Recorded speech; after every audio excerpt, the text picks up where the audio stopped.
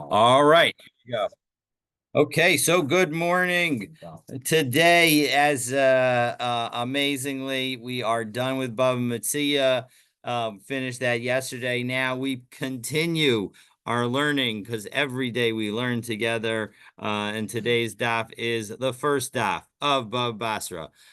So let me share my screen and we can get started. So Bava Basra, I'm a bet. So, what do we have to say? So, first of all, let's welcome you all to Bava Basra. Bava Basra addresses property rights and related transaction. It follows nicely from the end of Bava Metzia, where we saw a discussion of rights associated with people who shared a living structure. We're going to have, who's the famous rabbi that we're going to have today? Well, we'll have a bit of Rashi. It was we'll see some Rashi. Eddie Berman? No Berman, no. So, so we had at the end of Bava Metzia, the cases where somebody lived upstairs and the other person lived downstairs, and then the building collapsed. So that was a case of adjacent properties, and then we had adjoining properties where somebody lived on a cliff, and there was one person who was at the top of the cliff and the other person at the bottom of the cliff, and the cliff was the border. And so the question was, who owns the things that grow out of the cliff? And so that was another case that we handled at the end of Bava Metzia. So it really fits nicely. It's interesting to note that the opening Tosos explains that it is totally appropriate to ask why Bava Basra follows Bava Metzia, even if they're not considered a single tractate. So let's take a look at that Tosos. So Hashutfin, Kula Nezikin Chada Masechtahi. All of Nezikin is actually one Masechet. So meaning that when we have Bava Kama, Bava Metzia, Bava Basra, really it's just one Masechet called Nezikin, where it's all kinds of damages and harms that one can cause to another. And we're going to see the harm that we're going to deal with today is known as Hezek Re'iyah, the damage that I can do to you by being able to look into your house or look into your courtyard, etc. So essentially, the modern concept of the right of privacy, right here. Nothing. There's nothing new under the sun. We had it. We had it first. It's well, I can't say that first. I don't know whether there were other legal systems that had, but we definitely had. This is an early version of the right to privacy. All right.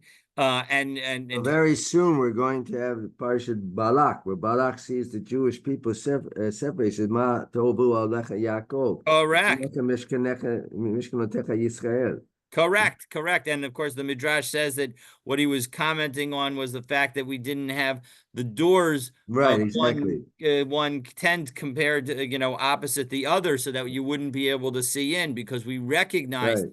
So you can see that even the Midrash recognizes this. I don't know how early that Midrash is relative to the Gemara, but we're talking at least comparable time period. So I mean, this is very, very early stuff that we recognize that there's a right to privacy. So let's just finish that Tosfos. So Kedam Rinan, right? We said that this is one Maseches, but Gozel Kama, in Baba Kama we reference it. Parakama da Avodah, and we haven't seen Avodah Zarah yet, but when we do, in the first parak of it on Daf Zayin Amud Aleph, we're going to see the same concept again.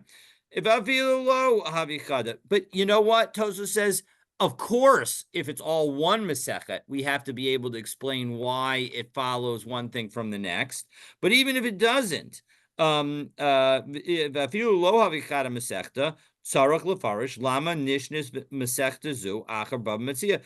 it wasn't one Masechet, we need to understand why we put this order together. That we saw this, we'll see this concept when we get to the beginning of Masechah Shavuos, where the Gemara will ask, why does it follow Masechas Makos? Michti Tanam Makos Salik Masha Kasav the Tani Shavuos became Bekam Makomos. And we don't only have it there, but we also have it other places. V'hada Amar betray Masechtos Ein Seder LaMishnah. Now you might say, hey, I can tell you why we shouldn't be bothering with asking this question, because we have this concept and we've seen it over the last few years, that there's no order to the Mishnayos. But when we say that, what we're saying really is Hainu le'inyan machlokas va'achar kach stam. That is for when we're dealing with a disagreement followed by a stam mishnah. That when that happens across Masechtot, so then we don't know the order that it necessarily happened. Because if you have it within a Masechet of a machlokas va'achar kach stam, then we say that generally the halacha is like the stam mishnah. Meaning, if you have a disagreement and then you have a mishnah that gives just one opinion, it makes sense to say that the disagreement was our original conversation, and then the one opinion is the conclusion. But and the reason that we can't say that across Masechtos is mishum de Rebbe lo shana l'talmidav keseder haMasechtos. He didn't necessarily teach all of the Masechtot in their specific order.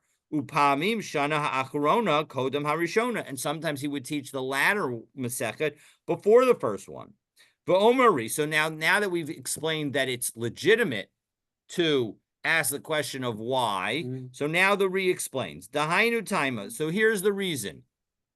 Mishum dekai ahach pirka de le'el. Because if we take a look at the previous chapter, the Bamitzia Daf Kuf Tet Zayin Bet, Habayit v'haliyah shall beis shall naflu cholkin be'etzim. We saw that if a house of two people, if two people own a house, if you own the attic and I own the first floor, and they're equal in size, and the house falls down, God forbid, we can split the bricks when we want to try and, if we don't want to try and rebuild there with those bricks. V'chulu, v'kari lahu hasam, b'gemar shutafin. And the Gemara there called those two people partners. So it's perfect to now have a chapter that begins by talking about partners. And we will see that the first word here is, as we said at the beginning of this Tosos, is hashutafin, the partners.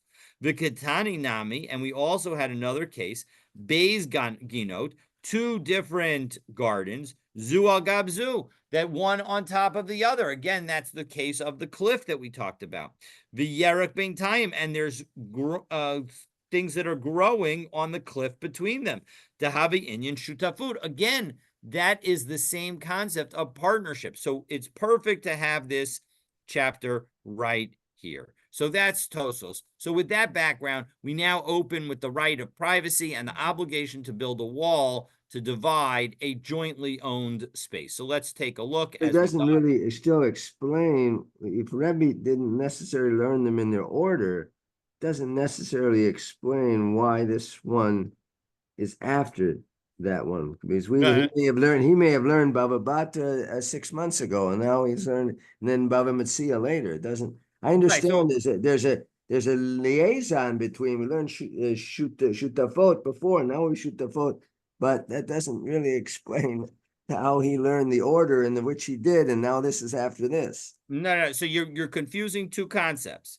There's the concept of whether or not we can determine anything from the fact that one Mishnah is a Stam Mishnah and another Mishnah is a Machlokas. So, for example, if we were to have a Stam Mishnah in fact, this Mishnah, I believe, is a Stam Mishnah, right? So this Mishnah that we have is a Stam Mishnah. Now, let's say the last Mishnah of Bava Metzia was a Machlokas, and this Mishnah resolved that Machlokas. In that situation, the key question would be is whether all the Bavas are one Maseches of Nezikin or not. If they were, then you could use the concept of Machlokas v'achar kach stam, and if they were not, you would not be able to. That's one concept in connection with the ordering. And that ordering, we say, does not exist between one Masechet and another Masechet. However, then there's the question of topic. And if you're asking about topic, Tosos's opinion is that it's totally appropriate, even between two Masechtot, to ask what's the connection of the topic. And that's what he's answering here, that the topic is that we dealt with an aspect of partnership at the end of Maseches Bava Metzia, and so we're going to pick up with the concept of partnership with the beginning of our Masechet. Okay, that makes sense. No, I understand that, but I'm just saying, When I'm raising, the point I'm raising is that doesn't necessarily prove which one was learned, which Masechta was learned before the other. Correct, 100%. That's the whole point. That's if we knew which one was learned before the other, we would be able to say across them the concept of machlokas v'achar kach stam. You're absolutely right. We can't tell that. That's exactly right. Okay, I so mean, we now, see this concept of connection in the Parshiot Torah as well. In fact, this week's Parsha of Shalach follows the Rashi comments that there's a correct, connection after 100%. Miriam. There was a lashon hara, and we didn't learn from Bnei Yisrael didn't learn from the lashon hara regarding Miriam. So now A we have hundred lashon percent. hara in Shalach. Well, and I would say that that concept applies in a much stronger degree, meaning we definitely say between, within the Torah, that when smichos haparshios, we generally will learn things. So 100%. I mean, indeed, the Gemara will frequently learn things from smichos haparshios. But the key is that are we able to do the same thing in the Gemara? So that's less clear. But you're absolutely right, for sure, that when it comes to the Torah, we do that. Okay.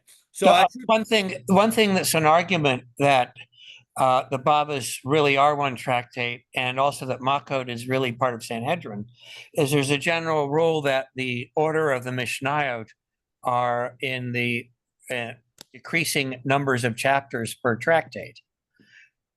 And decreasing number of chapters. That does not come close to working in Seder Nezikin unless you hold that the Bavas are all three Bavas are one tractate, and that Makot is part of Sanhedrin. Yes, and an excellent point that as to sort of the understanding the why for the ordering. Certainly true. Okay, so let's go in. Let's dive in. So we're ready. We've done a little bit of introduction. We've talked about a variety of different concepts. Now let's go in and talk about the people who are interested in dividing their courtyard. So hashutafin, you got two partners. Shiratzu la'asos mechitza v'chatzer. They want to do a mechitza. We're going to pause on that word just for a moment because we're going to see today we're going to define it as a wall. Tomorrow we're going to define it as a separation, a division. But the point is that the word, the mechitza, is unclear as to its meaning. And you want to make a division in a courtyard. But what do they therefore have to do? Boninus akosel be'emtza. They need to build a wall between their two portions. Makom shenago livnos gavil, guzis, kafisin, levanim, bonin. So if the practice is to use gavil, rough edge stones, or guzis, plain stones, or kafisin, half-size bricks, but you actually do it in two bricks next to one another, or levanim, or whole bricks, then that's what you're supposed to use. Meaning you use the construction material that of the custom. As the next line is hakom kamin hagamadina. Everything follows the local custom. Gavil. Now, what happens if you use those rough edge stones? So then Zenos and Shloshim. About the local custom, what? In New York City, you cannot. It is illegal to build a wall around your property, your residential property, that is as high as the Gemara is going to require. That is depends on your measurement of an amma. You can build a 6-foot fence. You can't only build in your backyard. In your front yard, it's limited to 4.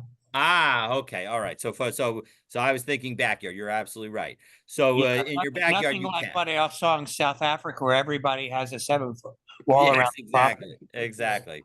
All right. But again, so it's local custom. So if you're not allowed to build that kind of fence in your local custom, you're not allowed to build it. All right. But in any event, so what's the size of these stones? So gavil, a rough edge stone, zenotin shlosha tvachim, zenotin shlosha tvachim. Each party gives 3 tvachim because 3 plus 3 is 6. Exactly. And so therefore, that's how thick the entire stone is. Because when it comes to the plain stones, each one gives 2.5, because 2.5 plus 2.5 is 5. Exactly. And so that is the thickness of a guzis stone. And bekafizin, when you do half-size brick, zonetain tfachayim, zenotain tfachayim, each one gives 2 tfachim, because 2 plus 2 is equal to 4. That's Wow. because not one brick, but 2 half-size bricks with the tefach of cement in between them. That is a total of 4 tfachim. Bilavainim, with one single whole brick. Well, zenotain tefach umachza, machza bezenotain tefach umachza. Each one gives 1.5, because 1.5 plus 1.5 is 3. 3. Exactly. And so leficha, and that's how wide the whole bricks are. So lefikach im nafal hakosel, because we've now said that you build the bricks, you build a wall in the middle between the two, and now a wall has fallen down. Hamakom va'avanim shel shneihem. If you have a wall that's very old and you don't know exactly where the property line is, you know what you can do? You can assume that the property line is right in the middle of the wall, because that's the requirement. And so as a result, as Rashi says, Lefika, 1, 2, 3, 4, 5, 6 lines down in the narrow lines of Rashi, Hoel ubetchilas habinyan chayvum chachamim livnot bein shneihem, because in the beginning of the building of that wall, the rabbis would have required them to build it in the middle. Im nafal kotel, if the wall falls down, la'achar shanim rabim, after many years, ein ha'echad yachol lomar kol hakotel nivne b'chelki. One of them can't say, "Oh, it was all built on my side." Umishali ha'yu, and it was all the stones were mine. Alfal pisha huchsach yoter mechaviro, and that's true even if the wall fell in your direction. The kagon shenafal kotel b'chelko, like the Gemara, that as the Gemara kedem afarish b'Gemara, as the Gemara will explain, even if the wall fell all into your part of the field, you can't say, "Oh, it fell into my yard, therefore I get to keep all the stones." No, those stones were both of yours, and so as a result, you have to share it with the other party. B'chein begina, and now we go back into the Mishnah. And we're now 1, 2, 3, 4, 5, 6, 7, 8, 9 lines down, middle of the line. V'chein begina, makom shenagu ligdor, in a place where people put up fences. So mechayven oto, one can make the other one subject to having to put up a fence. Abba b'vika, in a valley, makom shenagu shelo ligdor, which is a place where they, or possibly in a place where they are accustomed not to put up walls, ein mechayven oto. They cannot obligate each other. Rather, let's say I want to put up a wall in my field. Ella imrotze, if I want to do that, konis l'to shelo ubona, I have to build it on my own property. I can't force you to contribute half of the property of the wall thickness. V'osa chazes mimachutz, but then I put chazis, some kind of plaster, on the outside in order to make it clear that that the fence belongs to me. And we in fact do that today.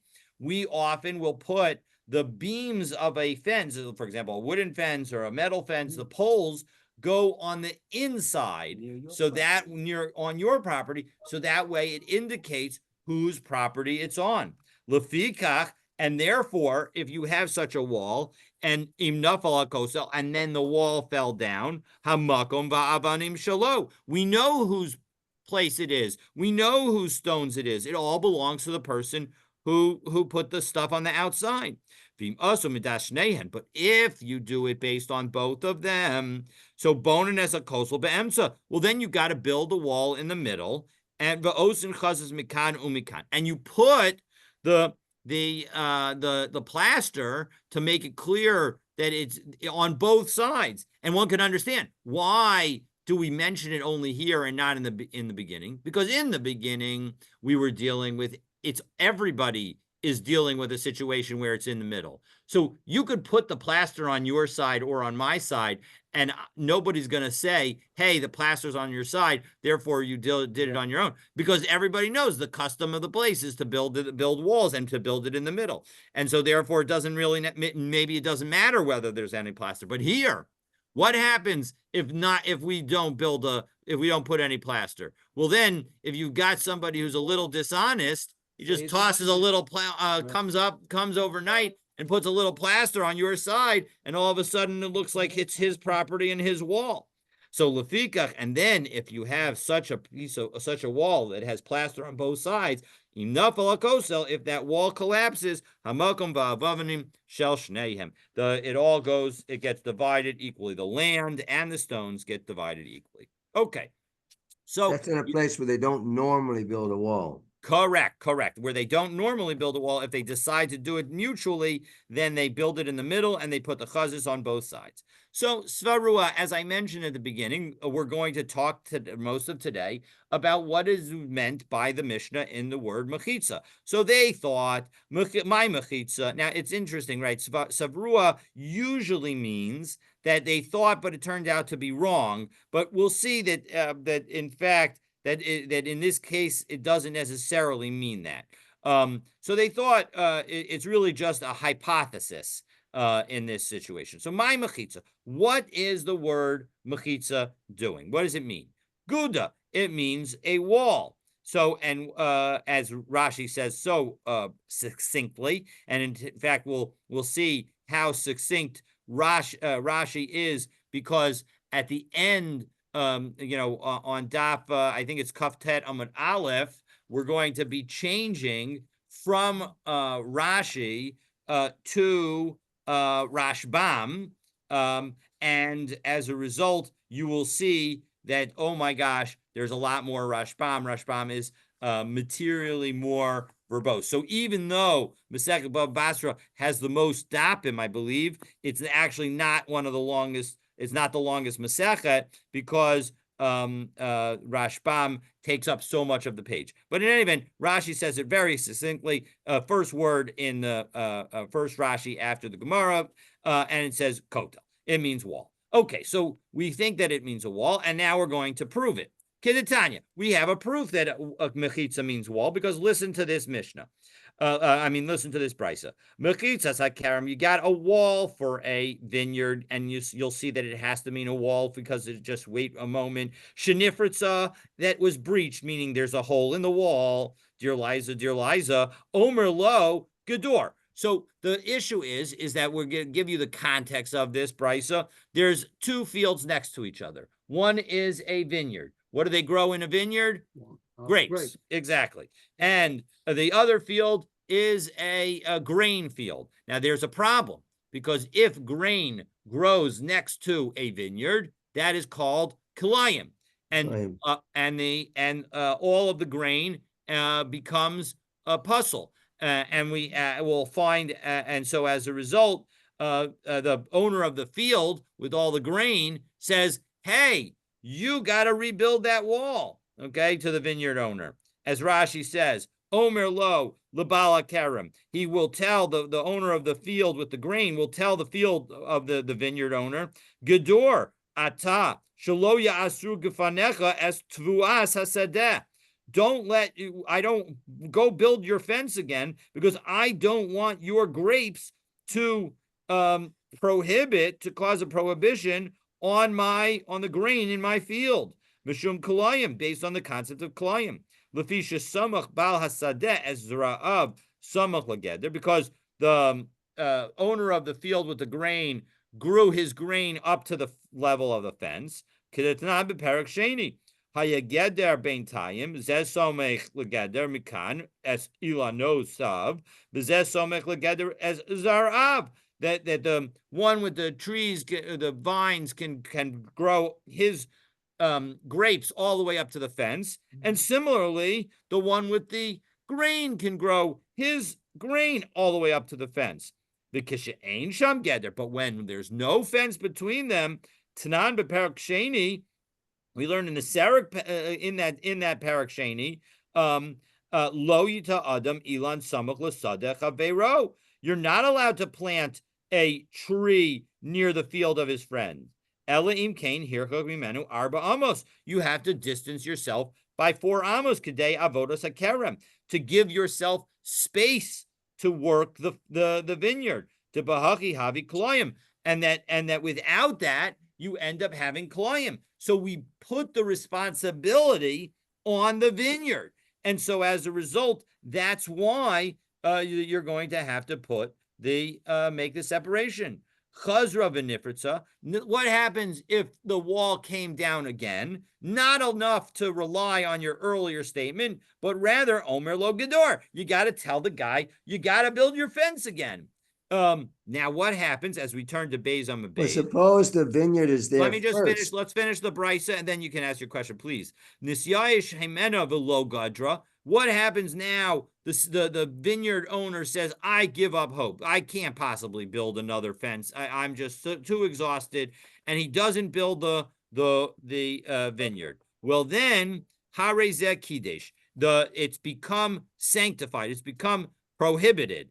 As Rashi says, hatvua, the grain has become prohibited. Im hosif ma'atayim, and if it grows 1/200th, then it will have grown while there's no wall next to it, and it becomes prohibited.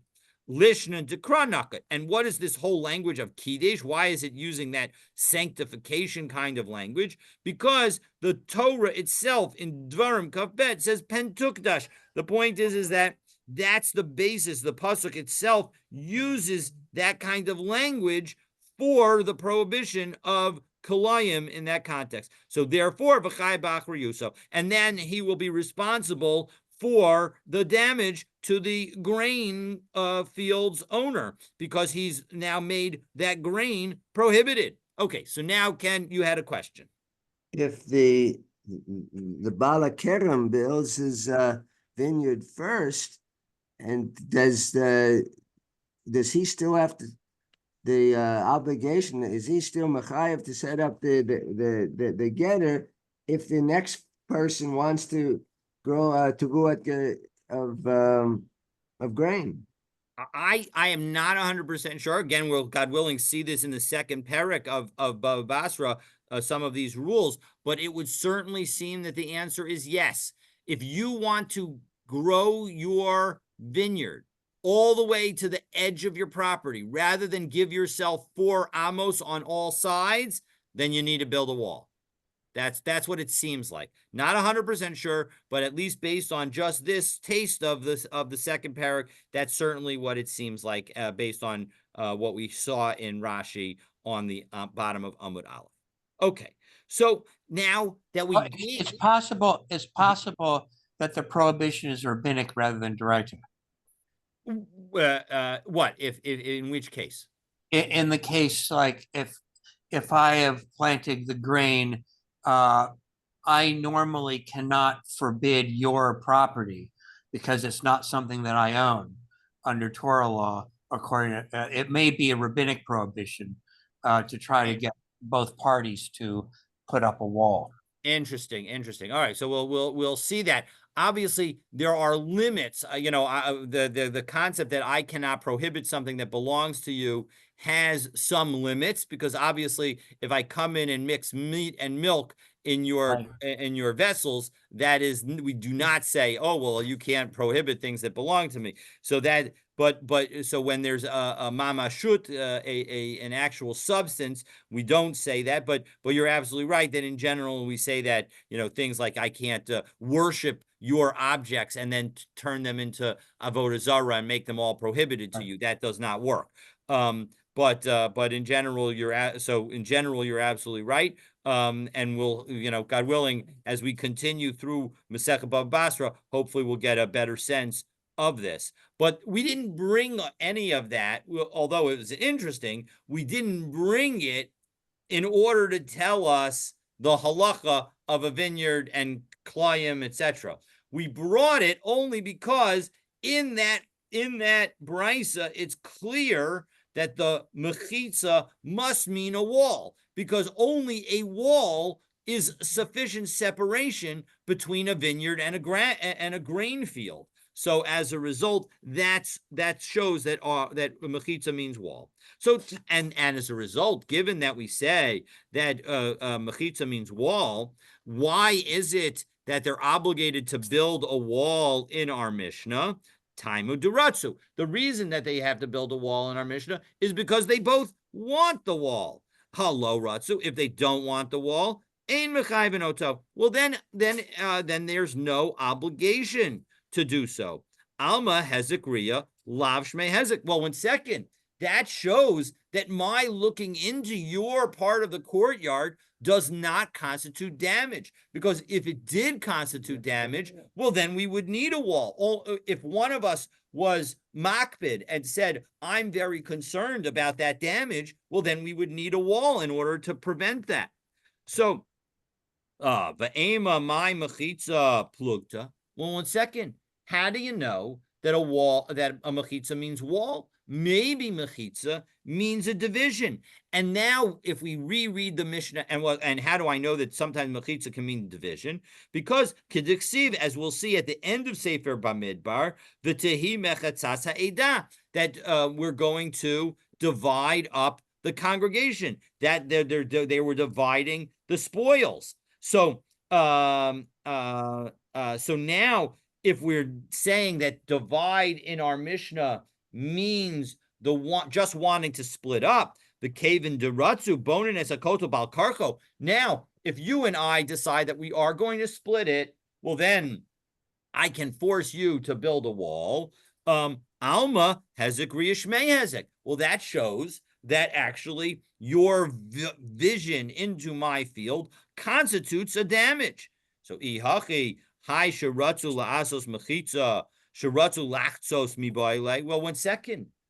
The wording of our Mishnah seems problematic to say that it means a division, because you don't often say, meaning which version is passive and which version is active. We like active language. So we wouldn't say that if they want to make a division, they agreed to make a division. They would say that they agreed to divide. Dividing is the active word. Making a division is more passive. So why did we choose a passive language? No, we're not going to choose a passive language. Elamai Guda. So what is a mechitza? Mechitza must mean a wall. So bonin es a kosel. Oh, well, you want to tell me that it means a wall? Well, bonin es a kosel. Bonin otomi by. Once you said that we're going to divide, right? We take a look at the beginning of the Mishnah. Hashutafin shiratzu la'asos mechitza b'chatzer bonin es hakosel. Why did you use two different languages for wall in the first line of our Mishnah? We should say bonin oto, meaning oto the mechitza. So why did you say etakotel?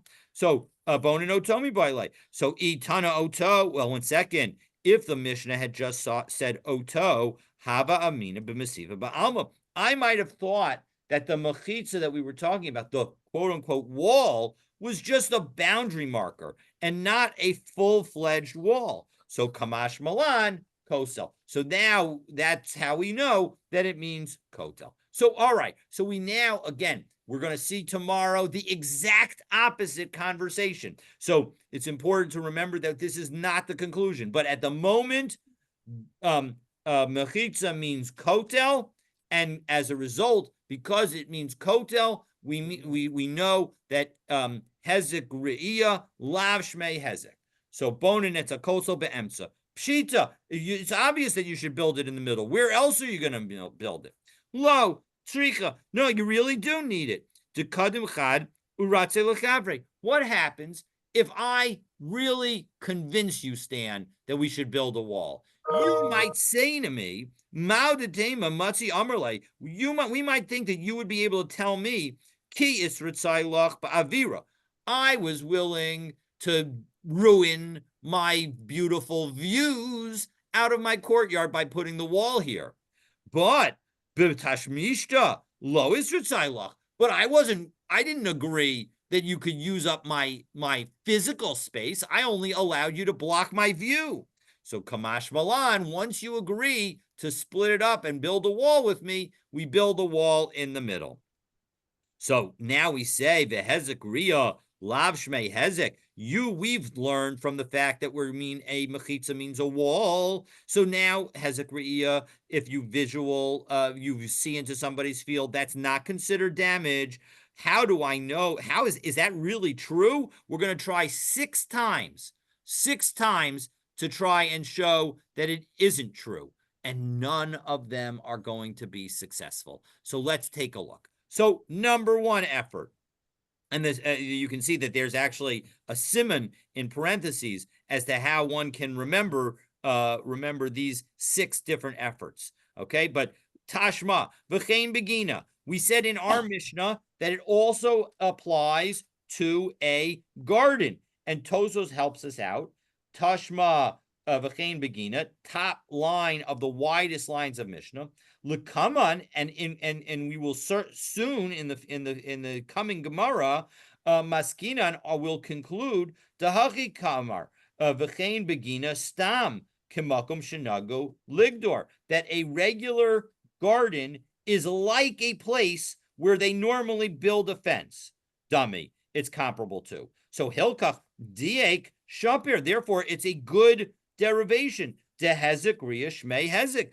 If I can force you to build a wall in your garden, doesn't it show that you're being able to see into my garden from your garden constitutes a damage? Not necessarily. Gina shiny. Maybe a garden is different. Kid Rabbi Abba, as Rabbi Abba noted, Da Amar Rabbi Abba, Amar Rav Huna, Amar Rav, because Rabbi Abba said in the name of Rav Huna, who said in the name of Rav, you're not allowed to stand in somebody else's field in the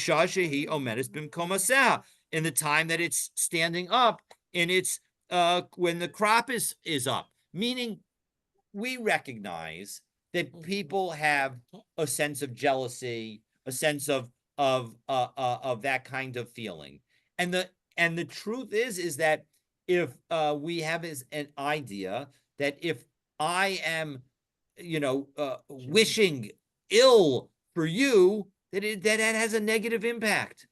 And so as a result, we say you shall not stand in the field of your neighbor when the crops are looking beautiful, because you might say to yourself, my crops look so schwach, they look terrible. Yours look so beautiful. Oh, there's that envy, that exactly. And so as a result, that's why there's a special rule for a garden, but that garden rule might not apply to a courtyard where you don't grow anything. So as a result, it's specifically, as Rashi says, shelo yazikenu ba'ayin ra'ah. We don't want somebody to damage with the evil eye. And so as a result, that's where we're going to have a requirement for a wall. Vaha. Okay, so now in second, so you want to tell me that the reason that you have to build a wall is different and that a garden is different from the courtyard. But we said in our Mishnah, v'chein katani. We said, and similarly, v'chein. So doesn't that mean that the same rules are applying? No. I mean, yes, it means that the same rules are applying, but that doesn't go on the rule of hezekriya, of the damage caused by seeing in, agavil v'gazis. It's talking about what nature of stone you use. That whatever nature of stone you use, you build it in the middle, and you do everything that you're supposed to do, and you build according to local custom. So that first effort has failed. So now we go to the second effort, and we go to another Mishnah that we will learn in a couple of days, the Mishnah on Hayam and Aleph. Tashma kosel chatzer shenafal. If you have a courtyard wall that fell down, mechayben oto livnot ad arba amos. You have to rebuild it up to 4 amos high. Nuffle shiny. So doesn't that show the fact that you have to rebuild it? Show that hezek re'iyah is actually a kind of damage, because otherwise, if there's no damage, why would you need to rebuild it? So nafal shiny. If it falls, it's different. Meaning, once it fell, that's a different category because it already existed. Udikarile la my karila. And so the one so in second, if that's true, that it's so different, what was the thinking of the person who was trying to bring this proof?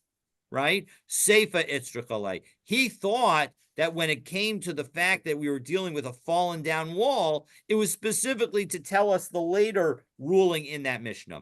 Me arba amos ulamala ein mechayven, so that we don't, that even though the wall fell and it used to be higher than 4 amos, we don't obligate you to build higher than 4 amos, the new wall. Okay, so that was effort number 2, and effort number 2 failed. Effort number 3, Tashma. Again, we'll bring another Mishnah. This is the Mishnah on Zion Amabet. Kofin oto livnot beit shar v'delis l'chatzer. We force people to build a gatehouse and a door for the courtyard. So doesn't that show we don't want people looking in? No, shmamina hezek re'iyah shmei hezek. Doesn't that show that that constitutes damage? No, hezeka derabim shiny. That the damage caused by the public at large, that's different. I don't want everybody to look in, but if you and I share a courtyard, so I don't really care about your looking in, that might be different. Udiyachid lo, you're going to tell me that when then now this is effort number 4, that an individual's looking in doesn't constitute damage? Tashma, listen to this Mishnah. This is the Mishnah on Daf Yud Aleph Amid Aleph. Ein cholken es hachatzer. We don't divide the courtyard. Achi ba arba amos lezeh va'arba amos lezeh. Each party has to have at least 4 amos squared of space, 4 amos of depth to their field in order to make the division worthwhile. What does that imply? That if they in fact have enough, well then what are they going to do? Cholken. Well then they will divide it. So my la b'kotel, doesn't that mean to divide it with a wall? Lo, no, it doesn't necessarily, and therefore you're dividing it with a wall because we're concerned even about the looking in of one individual, the other party that shares your courtyard. Lo, no, it doesn't mean that. B'mesipa ba'alma. It's b'mesipas ba'alma. We're talking about where with just a regular boundary marker, and so it doesn't necessarily mean anything about hezekriya. So now we are up to number 5. Number 5 effort. So Tashma. So this is going now to a Mishnah on Daf Kaf Bet as we go through essentially almost all of the beginning of Masechet Bava Basra to try and find sources to show that Hezek Riya Shmei Hezek. So Hachalonos, Bain Milamala, Bain Milamata, Bain Bekenegdan Arba Amos. That you need to leave 4 amos between a wall and a window. And when we say that, we don't only mean opposite, meaning a distance from the wall to the window, but also from a vertical perspective. Meaning that if I build a wall taller than the window, I need to make sure that the wall goes up above the window by 4 amos, so that I can't bend down and look into your home. And similarly, if I build it and it doesn't quite reach your window, I have to make sure that it stays 4 amos below your window, because I want to make sure that I can't step on the wall and stand on the wall. Because remember, so these walls are several tfachim thick. There's room for me to stand on them. I can't stand on it and look in. And so Vitaniala, Milamalan, what does it mean above? Kadeshalo Yatzitz Viryira, so you don't lower yourself and look in. Milamatan, and below, Kadeshalo Yamod Viryira. It means so that you don't stand on it and look in. Mikenegdan, and opposite them, that's not the relevant for us, Kadeshalo Yafil, so you don't darken the person's window. Meaning that if it's too close, then it's going to block their sun. So Hazika Debaya shiny. No, remember that there we're talking about windows into your house. Your house, absolutely there's Hezek Re'iyah. So we've now, by the way, we've now proven that there is a right to privacy in your own home. So 6th and final proof, Tashma. Now we're going to bring a proof not from a Mishnah, but from something that Rav Nachman said in the name of Shmuel. The Amar Rav Nachman Amar Shmuel, Gag hasama lechatzer chavero. What happens if we have a home that's built into a cliff? And so as a result, the roof of my home is right next to your courtyard. Okay, so the roof of my home abuts your courtyard. Okay, very simple, very easy to imagine in a place like Riverdale where there are very steep streets and the like. We can imagine that. All right, I don't know that there are such places, but in any event, you can imagine it. So Ozilo Ma'aka Gavoa Arba Amos. It's important that I have to put a wall around my rooftop that is 4 amos high. So doesn't that show that we're concerned about my looking into your courtyard? So shiny Hassam, that case is different because the Amrle Bala Chatzar, Le Bala Gag, because the owner of the Chatzar can say to the owner of the house and the person who's going to be on the roof, Lididi Kviali Tishmishi.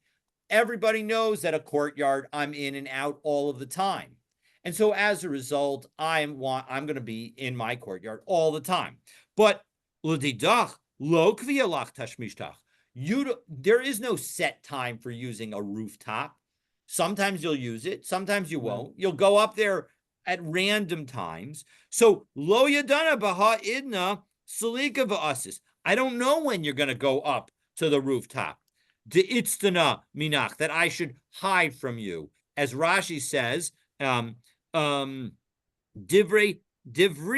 Hatzneya. There are things that I might want to do. I might want to sunbathe in my courtyard. And since you're so rarely up on your roof, I'm going to assume that you're not going to be there. So I might be a little less modest in my dress because I assume that you're not going to be there. Aval Chotzer hachaluka l'tervayu. And therefore I can force you to build the wall because I don't know when you're going to be up there. However, when both of us, when we're dividing the Chotzer situation, so Kavia Tashmishte, then we both are there all the time. So L'kol echad b'chelko, each one in his own portion. Kol shah at all hours. The low avdi mili ditzina. And so as a result, I'm not going to do something that requires privacy because I know that you're going to be out there any second because we're all in our courtyards all the time. And so that's why a courtyard next to a courtyard might be different from a courtyard next to a rooftop. And so we have tried 6 times to try and prove that in fact Hezek Ria Shmei Hezek, and we have not been successful. But don't give up hope, because despite our apparent rejection of the concept of Hezek Ria Shmei Hezek, and that we've now said Hezek Ria Lav Shmei Hezek, stay tuned for tomorrow's daf as we offer a second approach to analyzing our Mishnah. Wishing everyone a wonderful, wonderful day. Where'd you finish here? Alma Hezek Ria Shmei Hezek? Oh, I'm sorry. I'm saying, did you finish Alma Hezek Ria Shmei Hezek? Where'd you finish? I'm confused. I'm sorry. So we're finishing up with we're at the very top of Gimel. I'm sorry. Are you saying literally or from a philosophical standpoint? No, the exact words. The exact words are the top 2 words on Gimel Amid Aleph. That's the Itztan al Minach that we're going to pick up with Lishna Achrina, God willing, tomorrow. Oh, I see. Okay. All right. Have a wonderful, wonderful day.